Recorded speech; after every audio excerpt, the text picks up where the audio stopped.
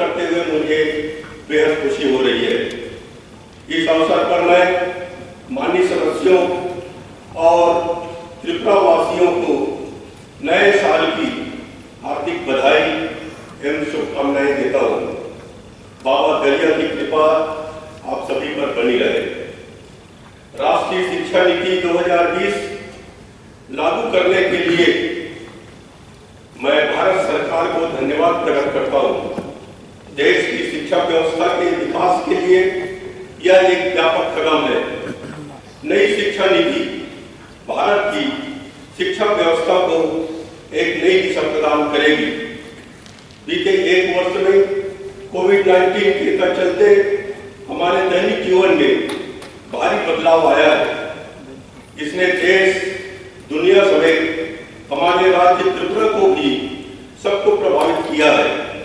Covid से जान गंवाने वाले लोगों के प्रति गहरा दुख प्रकट करता हूँ और उनके परिवार व रिश्तेदारों के प्रति सहानुभूति व्यक्त करता हूँ। कोरोना से संक्रमित होकर घर पर या अस्पताल में रह रहे लोगों को जल्द स्वास्थ्य लाभ के लिए भगवान से प्रार्थना करता हूँ। घोषणा हो अथवा सार्वजनिक स्थानों, संस्थानों को बंद करने का विषय सरकार ने समय समय पर दिशा निर्देश जारी कर तमाम कदम उठाए हैं, जिससे वायरस के प्रसार को रोकने में कामयाबी मिली। समन्वय के साथ बेहतर प्रबंधन और समय पर उचित कदम उठाए जाने का ही परिणाम है कि दुनिया के विकसित देशों के मुकाबले भारत में कोरोना की मार कम रही है। इसके लिए मैं फ्रंटलाइन वॉरियर्स की कार्यनिष्ठा और संबंधित सेवाओं से जुड़े व्यक्तियों की ईमानदारी से किए गए कार्यों को स्वीकारते हुए उनका अभिनंदन करता हूँ। मेरी सरकार माननीय प्रधानमंत्री को धन्यवाद करती है, जिन्होंने समय समय पर विस्तृत दिशा निर्देश जारी कर कोरोना महामारी के नियंत्रण में अग्रणी भूमिका निभाई है। कोरोना महामारी से सीख लेते हुए त्रिपुरावासी न सिर्फ स्वच्छता के प्रति जागरूक हुए हैं, बल्कि बड़े बुजुर्गों के प्रति सेवा भाव की उनकी भावना बढ़ी है। कुशल सरकारी प्रयासों के कारण न सिर्फ कोरोना मृत्यु दर बल्कि सामान्य मृत्यु दर में भी कमी आई है। राज्य में कोरोना प्रतिरोधक टीकाकरण की शुरुआत हो चुकी है। प्रथम चरण में हमें 2,83,000 टीके प्राप्त हुए हैं। कोविड के नए यूके वायरस के प्रकार की पहचान के लिए राज्य सरकार वैक्सीन मशीन के खरीद की प्रक्रिया में लगी हुई है। भारत के माननीय राष्ट्रपति ने 27 दिसंबर 2020 को 3 कृषि कानूनों को मंजूरी प्रदान की है। मेरा मानना है कि इस सुधार से कृषि विकास को गति मिलेगी। कृषि उपज के लिए बुनियादी ढांचे और सप्लाई चेन के निर्माण में निजी क्षेत्र के निवेश को बढ़ावा देने से हमारे कृषि उत्पादकों को राष्ट्रीय और वैश्विक बाजारों में अवसर मिलेगा। केज कल्चर के माध्यम से 1,500 इकाइयां स्थापित की जा रही है। राज्य में पर्यावरण का संतुलन बनाए रखने के लिए पिछले 3 वर्षों के दौरान 14,152 हेक्टेयर भूमि क्षेत्र पर सरकार द्वारा वृक्षारोपण किया गया है। राज्य में सौंदर्यीकरण को बढ़ावा देने हेतु 1,044 किलोमीटर तक सड़कों के दोनों किनारों पर वृक्षारोपण किया गया है। सितंबर 2020 में पहली बार राज्य में मूली बांस से बने बिस्किट को लॉन्च किया गया है। बांस और गेंद विकास संस्थान इस क्षेत्र में उद्यमियों के लिए प्रशिक्षण कार्यक्रम आयोजित कर रहा है। राज्य सरकार ने बांस के झाड़ू और बांस के बोतल जैसे 2 अभिनव उत्पादनों का विकास किया है, जिसका प्रधानमंत्री वन धन विकास कार्यक्रम के तहत विपणन किया जा रहा है। 1,000 बांस कारीगरों को इन वस्तुओं के उत्पादन के लिए प्रशिक्षित किया जा रहा है। जुलाई 2020 के दौरान भारत के माननीय प्रधानमंत्री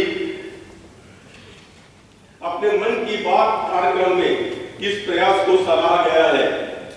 अगर इक्लेरिया मार्क्वेसिस त्रिपुरा का राज्य वृक्ष है जो कि मूल्यवान पदार्थ अगर पैदा करता है, राज्य सरकार ने अनुमानित 51 लाख अगर पेड़ों से होने वाले उत्पाद के विपणन के लिए विस्तृत योजना बनाई है।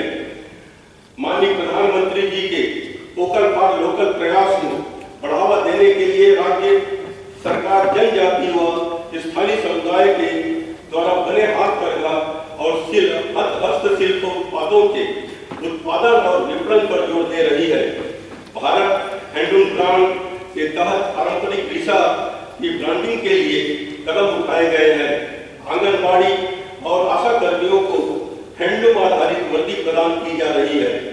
मेरी सरकार ने मॉडल राज्य के सपने को साकार करने के लिए शिक्षा क्षेत्र को विकसित करने पर अत्यधिक जोर दिया है। शिक्षा की गुणवत्ता सुधार के लिए नई नई योजनाएं शुरू की गई है। इनमें से कुछ प्रमुख है।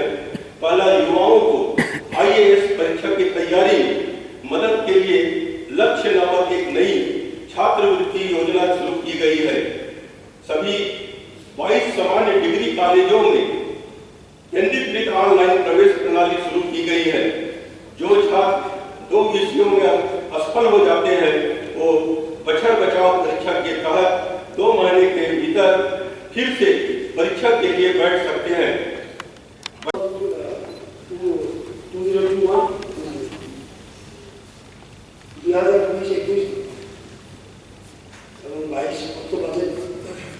নতুন করে বর আরোপের কোনো প্রস্তাব নেই। নতুন বর ব্যবস্থাপনার মাধ্যমে রাজ্যের আয় বাড়ানো। এখন আমি 2021-22 অর্থ বছরের বাজেট বরাদ্দ প্রস্তাবিত প্রাপ্তি ও ব্যয় তুলে ধরছি। 2021-22 অর্থ বছরের বাজেটে রাজ্যের নিজস্ব কর বাবদ রাজস্ব সংগ্রহের পরিমাণ 2,412 কোটি টাকা ধরা হয়েছে এবং 2020-21 অর্থ বছর সংসদীয় বাজেট বরাদ্দ তুলনায় 11% বেশি। 2021-22 অর্থ বছরের বাজেট রাজ্যের কর বহির্ভূত রাজ্য সংগ্রহের পরিমাণ 349.00 কোটি টাকা ধরা হয়েছে। 2020-21 অর্থ বছরে সংশোধিত 119.88 কোটি টাকা বাজেট বরাদ্দ তুলনায় এই বাজেটে কেন্দ্র সরকার থেকে মোট প্রাপ্তির পরিমাণ কেন্দ্রীয় সরকারের অংশ এবং ডেফিসিট গ্রান্ট মিলিয়ে 15,595.09 কোটি টাকা ধরা হয়েছে। 2021-22 অর্থ বছরে মোট ঋণ গ্রহণের পরিমাণ প্রায় 3,493.98 কোটি টাকা ধরা হয়েছে। 2021-22 অর্থ বছরের বাজেটে মোট প্রাপ্তির পরিমাণ প্রারম্ভিক জেল সহ প্রায় 21,951.07 কোটি টাকা ধরা হয়েছে এবং মোট ব্যয়ের পরিমাণ 22,724.50 কোটি টাকা ধরা হয়েছে। এই ব্যয়ের মধ্যে 2,0073.24 কোটি টাকা রাজস্ব প্রদান্ত ব্যয় এবং 2,651.26 কোটি টাকা মূলধনী খাতে ব্যয় হবে। সংক্ষিপ্ত বাজেটে বরাদ্দের হিসাব নিম্নরূপ। Revenue account receipts including adjustment to opening balance 18,456.09. Expenditure 2,200,73.24. Deficit A1 minus A2 1617.15. Capital account receipt from loans and others 3,494.98. Disbursements 2,651.26. Deficit B1, B2, 843.72. Total receipts A1 plus B1 21,951.07. Total expenditure A2 plus B2 22,724.53.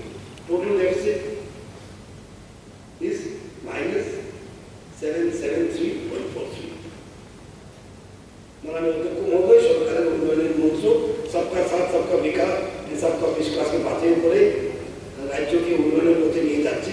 আমাদের সরকার sustainable development goal index উন্নত করার পক্ষে অবিরাম কাজ করে যাচ্ছে। মাননীয় প্রধানমন্ত্রী নরেন্দ্র মোদী নিউ ইন্ডিয়ার স্বপ্নকে বাস্তবায়িত করার প্রচেষ্টা চালিয়ে আমাদের রাজ্যের অতি সহসাই এক ত্রিপুরা শ্রেষ্ঠ ত্রিপুরা আত্মনির্ভর ত্রিপুরাতে পরিণত হবে।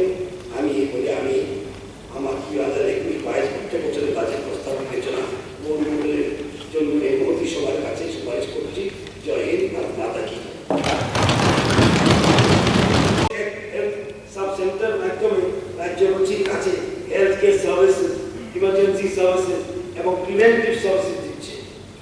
ত্রিপুরা হেলথ ইন্স্যুরেন্স স্কিমের অধীনে 2021 অর্থ বছরে ডিসেম্বর পর্যন্ত 158 রোগী উপকৃত হয়েছে। তাদের 1,59,000, 1,59,000, 1,59,95,177 টাকা দেওয়া হয়েছে। ধলাই জেলা হাসপাতালে একটি ট্রমা কেয়ার ফ্যাসিলিটি লেভেল 3 নির্মাণ কাজ শেষ হয়েছে। ধর্মনগর উত্তর ত্রিপুরা জেলা হাসপাতালে উদয়পুর, টেপানিয়ায় গোমতী জেলা হাসপাতাল এবং শান্তিবাজারের দক্ষিণ জেলা হাসপাতাল ট্রমা কেয়ার ফ্যাসিলিটি লেভেল 3 নির্মাণ কাজ। এটিএমসি ও জিবি হাসপাতালের super speciality block Kumarghat, Panisagar এবং কর্পুকে কমিউনিটি হেলথ সেন্টার সিএইচসি 50 শয্যা বিশিষ্ট মহকুমা হাসপাতাল উন্নতিকরণের কাজ চলছে। সাবরুমে 100 শয্যার মহকুমা হাসপাতাল, বিলনের মহকুমা হাসপাতাল এমসিএইচবি নির্মাণ। স্টেট ড্রাগ টেস্টিং ল্যাবরেটরি উন্নতিকরণ এবং ধলাই ত্রিপুরার চৈলেন্টায় লংথলাই ভ্যালি মহকুমা হাসপাতালের উন্নতিকরণের কাজ চলছে। আইজিএম হাসপাতালের G+7 ভবন, ক্যান্সার হাসপাতালের ভবন, এজিএমসি নতুন টিচিং হসপিটাল ব্লক 2, আইজিএম হাসপাতালের nursing training centre, training institute এবং অ্যাডমিনিস্ট্রেটিভ ব্লক কোভিড-19 পরিস্থিতিতে এজিএমসি এবং জিডিপি হাসপাতালের জয়ন্তী ব্লক পুনর্নবীকরণ করে ডেডিকেটেড কোভিড হসপিটাল ডিসিএইচ স্থাপনের কাজ শেষ হয়েছে এবং চালু করা হয়েছে।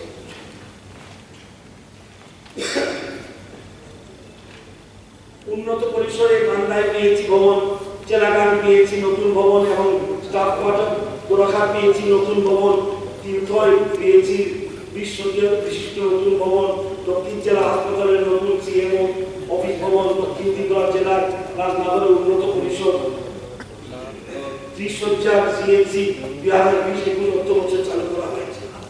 পশ্চিম ত্রিপুরা এজামারা এবং বিদ্যাদেব বর্মা মেমোরিয়াল পিএইচি, দক্ষিণ ত্রিপুরা জেলার মনুরঘাট, রাধানগর পিএইচি এবং ধলাই জেলার জামথং পিএইচি 10 শয্যা বিশিষ্ট হাসপাতালে উন্নত করা হয়েছে।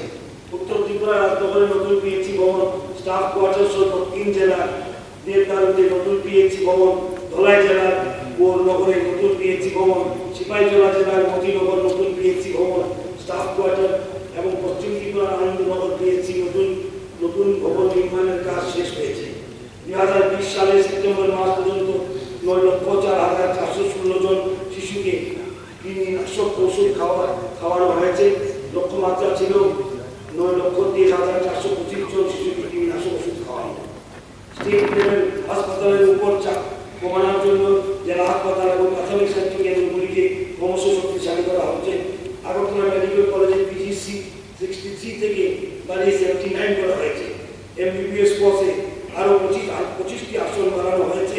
এর মধ্যে 10টি আসন ইকোনমিক্যালি উইকার সেকশনের জন্য ব্যবহার হয়েছে। Agartala Atal Bihari Vajpayee cancer centre cancer রোগীদের জন্য সুপার স্পেশালিটি ট্রিটমেন্ট পরিষেবা চালু করা হয়েছে। ধলাই জেলায় একটি নতুন মেডিকেল কলেজ স্থাপনের প্রস্তাব রয়েছে এবং সেই প্রস্তাব কেন্দ্রীয় সরকার অনুমোদন করেছে। নার্সিং ক্ষেত্রে ডাইরেক্টরেট অফ মেডিকেল এডুকেশন এবং ফার্মেসি এর অধীনে বিভিন্ন প্রতিষ্ঠানে ANM, GNM, BSc, MSc, post basic nursing সহ 265 আসন বৃদ্ধি করা হয়েছে। আয়ুষ্মান ভারত প্রধানমন্ত্রী জন আরোগ্য যোজনা 2018 সালে 20 সেপ্টেম্বর চালু করা হয়েছে। তাতে একটি পরিবার বছরে বিনামূল্যে 5 লক্ষ টাকা পর্যন্ত চিকিৎসা পরিষেবা গ্রহণ করতে পারে। সর্বশেষ socio economic caste census SECC 11 অনুযায়ী প্রাথমিকভাবে গরিব অবহেলিত গ্রামীণ পরিবার এবং নির্দিষ্ট কয়েকটি পেশার শহরে শ্রমিকরা অন্তর্ভুক্ত। এই বালক এবং বালিকাদের জন্য পৃথক হোস্টেল চালুর প্রস্তাব করা হয়েছে। ছাত্রছাত্রীদের বিনামূল্যে পাঠ্যপুস্তক সহ শিক্ষা সামগ্রী, খাদ্য এবং থাকার ব্যবস্থা করা হবে। Assistance for traditional musical instruments to promote tribal culture. Tripura জনজাতি সাংস্কৃতিক ঐতিহ্যের ধারা অব্যাহত রাখার লক্ষ্যে জনজাতি শিল্পীরা যাতে চিরাচরিত বাদ্যযন্ত্র ক্রয় করতে পারেন সেজন্য এককালীন আর্থিক সহায়তা করা হবে। জনজাতিদের ঐতিহ্যবাহী সংস্কৃতিকে বিশ্বময় ছড়িয়ে দেওয়ার লক্ষ্যে বিভিন্ন বাদ্যযন্ত্র ক্রয় করার জন্য 30 লক্ষ টাকা বরাদ্দ রাখা হয়েছে। জাতীয় আন্তর্জাতিক স্তরে পুরস্কার প্রাপকদের সংবর্ধনা দেওয়ার জন্য 20 লক্ষ টাকা বরাদ্দ রাখা হয়েছে। Setting up of national law university Agartala. পেশাদারি আইন শিক্ষা, গবেষণা এবং প্রশিক্ষণের গুণগত মানকে আরো উন্নত করার লক্ষ্যে আগরতলায় একটি জাতীয় আইন বিশ্ববিদ্যালয় করা হবে। কেন্দ্রীয় সরকারের সংশ্লিষ্ট মন্ত্রকের সঙ্গে এই বিষয়ে ইতিমধ্যে যোগাযোগ স্থাপন করা হয়েছে। Construction of new Tripura Bhavan in Kharghar, মুম্বাইয়ের টাটা মেমোরিয়াল হাসপাতালে যেসব রোগী এবং তাদের আত্মীয়স্বজন চিকিৎসার জন্য যান তাদের থাকার সুবিধার জন্য হাসপাতালের কাছাকাছি মুম্বাইয়ের খারগার এলাকায় একটি নতুন ট্রিপুরা ভবন স্থাপন করা হবে। Construction of single office building. একই কমপ্লেক্সে বিভিন্ন দপ্তর একসাথে কাজ করার লক্ষ্যে নতুন অফিস ভবন নির্মাণ করা হবে। পঞ্চদশ অর্থ কমিশন এই জন্য 100 কোটি টাকা বরাদ্দ সুপারিশ করেছে। Establishment of PHP building. রাজ্য সরকার ত্রিপুরা পুলিশের নতুন মুখ্যালয় নির্মাণের জন্য 20 কোটি টাকা বরাদ্দ করেছে। মুখ্যমন্ত্রী পুষ্প উদ্যান প্রকল্প। এই প্রকল্পে 229 হেক্টর উন্মুক্ত জমি ফুল চাষের আওতায় আনা হবে। আগামী 3 বছরে ফুল চাষিরা যাতে 100 কোটি টাকা আয় করতে পারে সেই লক্ষ্যে এই প্রকল্প হাতে নেওয়া হয়েছে। উল্লেখ্য এখন ফুল চাষ করে বার্ষিক আয় হচ্ছে 6.20 কোটি টাকা। Chief minister rubber mission.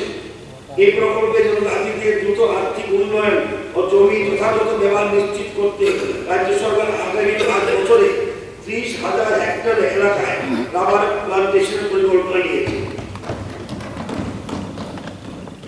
আমি এখন সরকারের বিভিন্ন দপ্তরের বিশেষ সাফল্যগুলি এবং পরিকল্পনার কথা সংক্ষিপ্ত আকারে তুলে ধরছি। Agriculture farmer welfare. কৃষকদের আয় দ্বিগুণ করা বর্তমান সরকারের লক্ষ্য।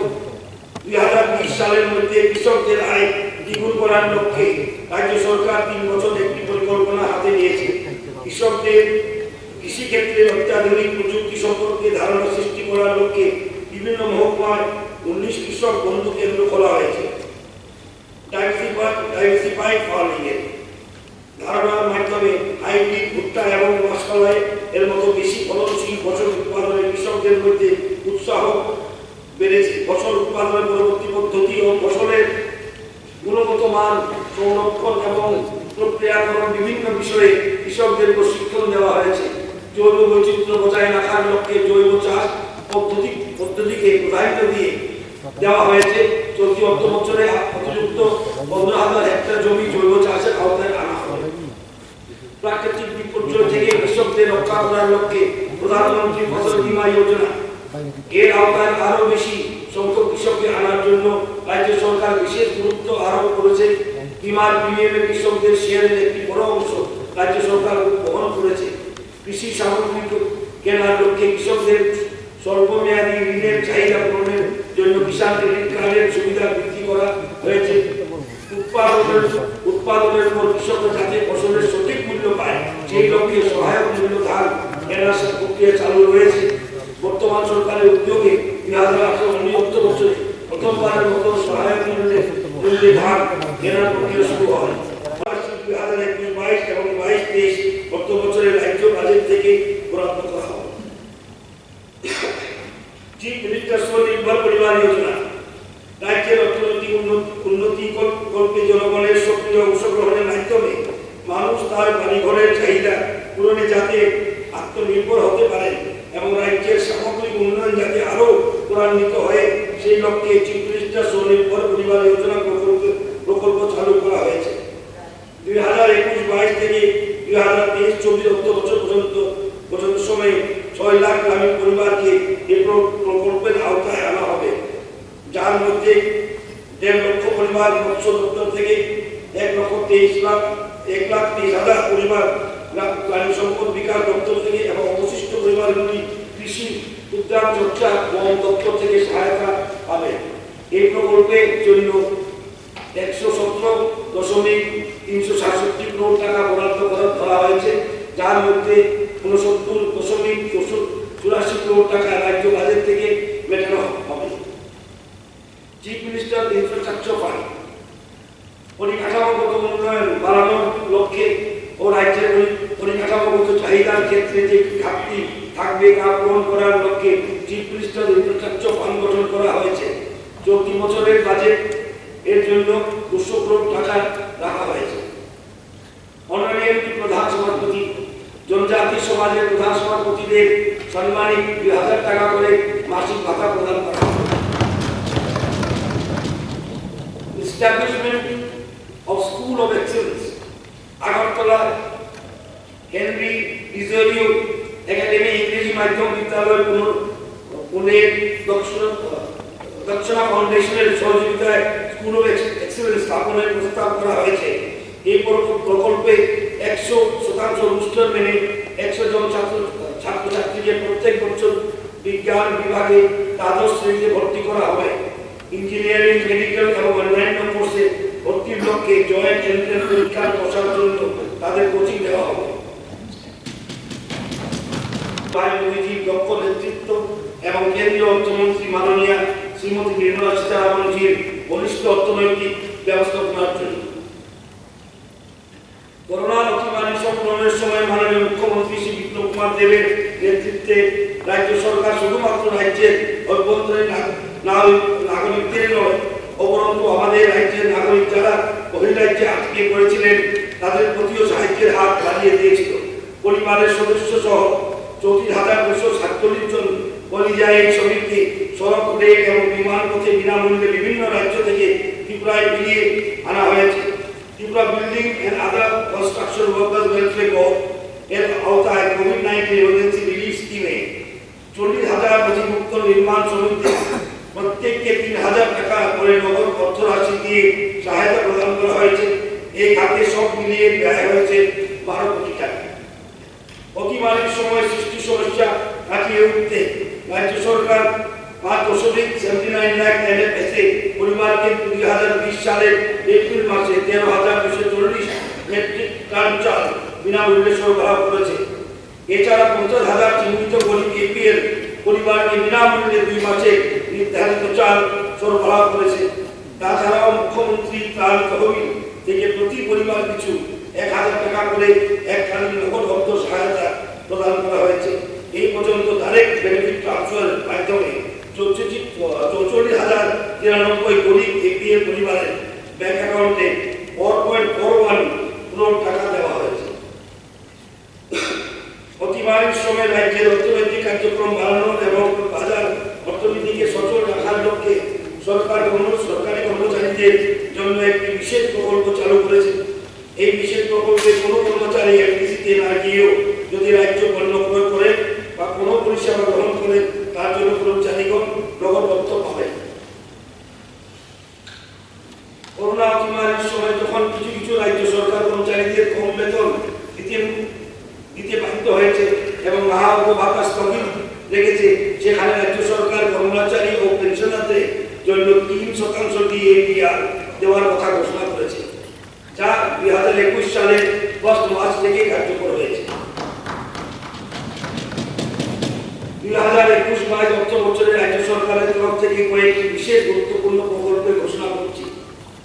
Chief minister model village scheme, এই প্রকল্পের মূল লক্ষ্য হচ্ছে স্থানীয় পর্যায়ে উন্নয়নকে মডেল হিসেবে গড়ে তোলা এবং স্থানীয় প্রশাসনকে ঢেলে সাজানো, যা দেখে পার্শ্ববর্তী গ্রাম পঞ্চায়েত ভিলেজ কমিটি অনুপ্রাণিত হতে পারে। এই প্রকল্পে চিহ্নিত গ্রাম পঞ্চায়েত ভিলেজ কমিটির ব্যাপক উন্নয়ন হবে এবং যার অঙ্গ হিসাবে সেখানে বসবাসকারী সমস্ত অংশের মানুষের জীবনযাত্রার মানে উন্নতি ঘটবে। আমোদ প্রমোদের ব্যবস্থা, স্বাস্থ্য পরিষেবার উন্নয়ন, মানব সম্পদের উন্নয়ন যেমন ঘটবে তেমনি উৎপাদন পরিমাণ বাড়বে, বাড়বে জীবিকা নির্বাহের উপায়। একজন বিধায়ক তার নির্বাচনী এলাকা থেকে 2021 সাল থেকে শুরু করে 3 বছরের উন্নয়ন কাজের জন্য একটি পিছিয়ে পড়া অথবা তার পছন্দ অনুযায়ী কোনো গ্রাম পঞ্চায়েত ভিলেজ কমিটিকে বেছে নেবে। এই প্রকল্প শুধুমাত্র গ্রামীণ এলাকার জন্য সীমাবদ্ধ থাকবে। এই প্রকল্প 3 পর্যায়ে কার্যকর করা হবে, যার প্রথম পর্যায় হবে 2021 সালের 1 এপ্রিল থেকে 31 জুলাই, দ্বিতীয় পর্যায় 2021 সালের 1 সেপ্টেম্বর থেকে 2022 সালের 28 ফেব্রুয়ারি এবং তৃতীয় পর্যায় হবে 2022 সালের 1 এপ্রিল থেকে 2023 সালের 28 ফেব্রুয়ারি পর্যন্ত সময়। গত বছরের বাজেট পেশ করছি। এই বাজেট এমন একটা পরিস্থিতিতে প্রস্তুত করা হয়েছে যখন কোভিড-19 অতিমারী সমগ্র বিশ্বকে গ্রাস করেছে এবং যার প্রভাব সমগ্র বিশ্বের অর্থনীতিতে প্রভাব ফেলেছে। এর ফলে প্রত্যেক দেশই কম বেশি অর্থনৈতিক মন্দার শিকার হয়েছে। প্রথম সারির স্বাস্থ্যকর্মী, সাফাই কাজের সঙ্গে যুক্ত বন্ধুরা, পুলিশ কর্মী, প্রশাসনিক পরিষেবার সাথে যুক্ত কর্মচারীগণ এবং স্বেচ্ছাসেবী সংস্থাগুলির কর্মীবৃন্দ, যানবাহন চলাচলের সঙ্গে যুক্ত ব্যক্তিগণ, সর্বোপরি লকডাউনের সময় জরুরি পরিষেবাগুলি অব্যাহত রাখার জন্য কাজ করা সমস্ত অংশের মানুষের প্রতি আমি আন্তরিক কৃতজ্ঞতা জানাচ্ছি। প্রধানমন্ত্রী গরিব কল্যাণ যোজনা মতো প্রকল্প চালু করার জন্য আমি মাননীয় প্রধানমন্ত্রী নরেন্দ্র ভাই মোদীজিকে ধন্যবাদ জানাচ্ছি। এখানে উল্লেখ্য যে ভয়ঙ্কর অতিমারির সময় প্রধানমন্ত্রী গরিব কল্যাণ যোজনা আওতার 800 মিলিয়ন জনগণকে বিনামূল্যে খাদ্যশস্য, 800 মিলিয়ন পরিবারকে বিনামূল্যে রান্নার গ্যাস সরবরাহ করা হয়েছে। এই অতিমারির সময় 400 মিলিয়নের বেশি ব্যক্তির কাছে সরাসরি অর্থ তুলে দেওয়া হয়েছে। তাছাড়া কৃষক, মহিলা, বয়স্ক ব্যক্তি, সমাজের গরিব অংশের মানুষের সাহায্যের জন্য মাননীয় প্রধানমন্ত্রী শ্রী নরেন্দ্র ভাই মোদীজিকে প্রশংসা ও কৃতজ্ঞতা জ্ঞাপন করছি। আত্মনির্ভর ভারত প্যাকেজ ঘোষণা করার জন্য আমি ভারত সরকারকে ধন্যবাদ জানাচ্ছি। যেখানে বিশ্ব অর্থনীতি মন্দার শিকার, সেখানে ভারতবর্ষের অর্থনীতির ভারসাম্য বজায় রাখতে আত্মনির্ভর ভারত প্যাকেজ বিশেষ ভূমিকা পালন করেছে। দেশকে বিশ্বের মধ্যে ব্যবসার কেন্দ্রবিন্দু হিসেবে গড়ে তুলতে আত্মনির্ভর ভারত প্যাকেজের ঘোষণা এবং 2020-21 অর্থ বছরে কেন্দ্রীয় বাজেটে যে সমস্ত ঘোষণা করা হয়েছে তা অসাধারণ এবং এই সমস্ত পদক্ষেপ অবশ্যই কোভিড-19 দরুন ক্ষতিগ্রস্ত অর্থনৈতিক অবস্থাকে জায়গা করে তুলতে সহায়তা করবে। কোভিড-19 সংক্রমণ থেকে বাঁচার জন্য আমাদের দেশে ইতিমধ্যে 2টি প্রতিষেধক আবিষ্কার করেছে। সমগ্র দেশে টিকাকরণ প্রক্রিয়ার কাজ শুরু হয়েছে। ভারতবাসী হিসাবে গর্ববোধ করার মতো আমাদের যথেষ্ট কারণ রয়েছে। এই প্রতিষেধক শুধু আমাদের দেশের নাগরিকদের সুরক্ষা প্রদান করা না, পাশাপাশি 100 বেশি দেশের নাগরিকগুলোদের সুরক্ষা প্রদান করবে। অতিমারীর প্রভাব ভারতের জিডিপি বৃদ্ধির হার নেতিবাচক হবে বলে বিভিন্নভাবে থেকে আশঙ্কা করা হয়েছিল, কিন্তু IMF এর রিপোর্টে অনুসারে 2020-21 অর্থ বছরে দেশের জিডিপি বৃদ্ধির হার 11.50% হবে বলে আশা করা যাচ্ছে। তাছাড়া organisation for economic cooperation and development OECD এর সমীক্ষা অনুসারে 2021-22 অর্থ বছরে ভারতের জিডিপি বৃদ্ধির হার 12.7 গিয়ে পৌঁছবে বলে ধারণা করা হচ্ছে। অর্থাৎ ভারত বিশ্বের অর্থনীতির ক্ষেত্রে দ্রুত প্রগতির দিকে এগিয়ে যাচ্ছে।